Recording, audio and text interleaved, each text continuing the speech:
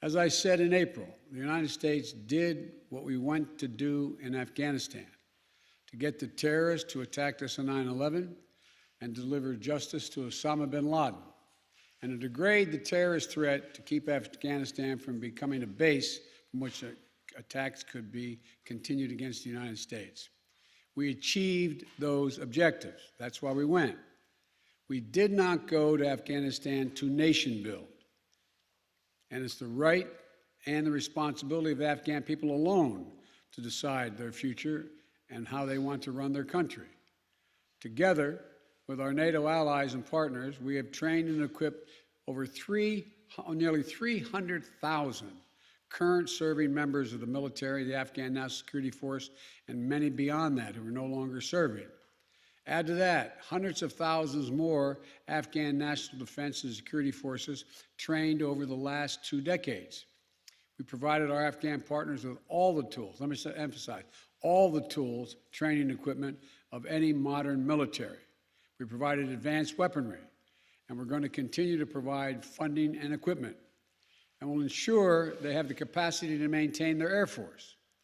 But most critically, as I stressed in my meeting just 2 weeks ago with President Ghani and Chairman Abdullah, Afghan leaders have to come together and drive toward a future that the Afghan people want and they deserve.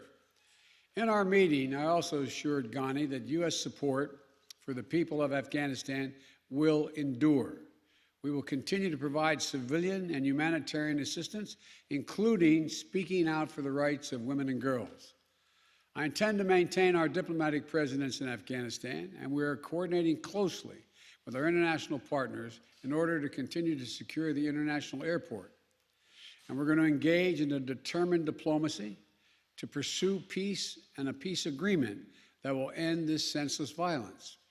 I've asked Secretary of State Blinken and our Special Representative for Afghanistan Reconciliation to work vigorously with the parties in Afghanistan, as well as the regional and international stakeholders to support a negotiated solution.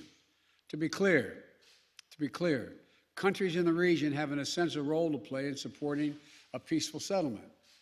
We'll work with them, and they should help step up their efforts as well.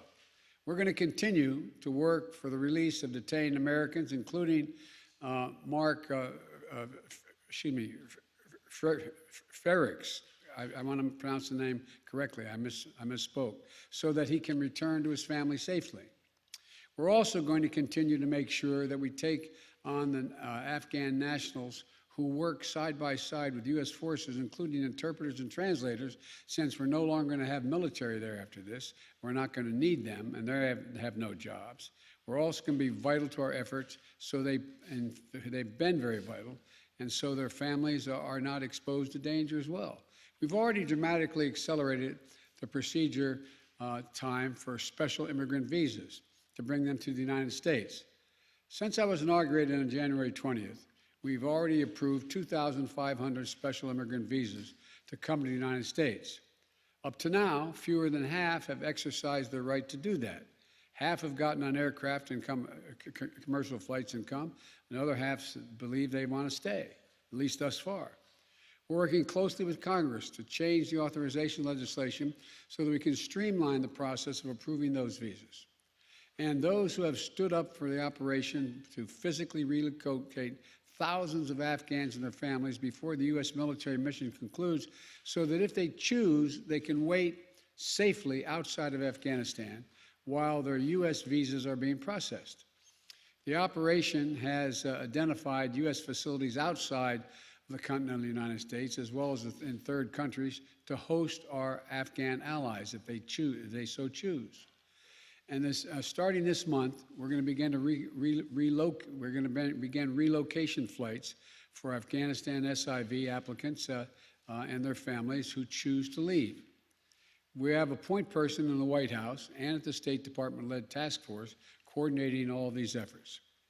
But our message to those women and men is clear. There is a home for you in the United States if you so choose, and we will stand with you just as you stood with us.